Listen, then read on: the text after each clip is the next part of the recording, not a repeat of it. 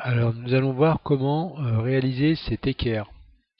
Alors, il y a deux façons de faire. Soit on va procéder par enlèvement de matière, soit par ajout de matière. Alors, si on l'a fait en enlevant de la matière, il faut qu'on parte d'un gros bloc. Vous voyez là, cette partie-là, on va faire toute cette partie-là, et on va faire un gros bloc qui va descendre jusque là, qui va faire ça, qui va remonter comme ça, et faire ça. Donc tout un gros bloc.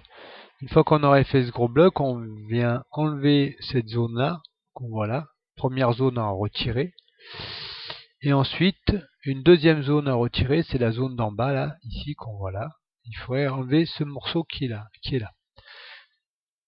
Mais moi, je vous propose de travailler par ajout de matière. Que ça veut dire? Ça veut dire qu'on va ajouter à chaque fois de la matière au lieu d'en enlever. Donc si on travaille par ajout de matière, on va commencer par réaliser ce premier volume là, ici, voilà, ce grand volume ici, on va le réaliser.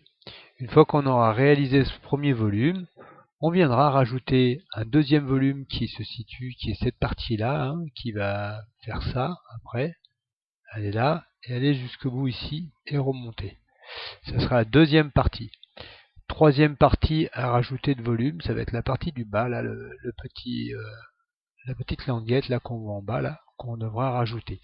Une fois qu'on aura fait ça, il nous suffira après de tracer les cercles. Donc il y en a 1, 2, 3. Et là, on est obligé de faire un enlèvement de matière. Voilà pour la présentation.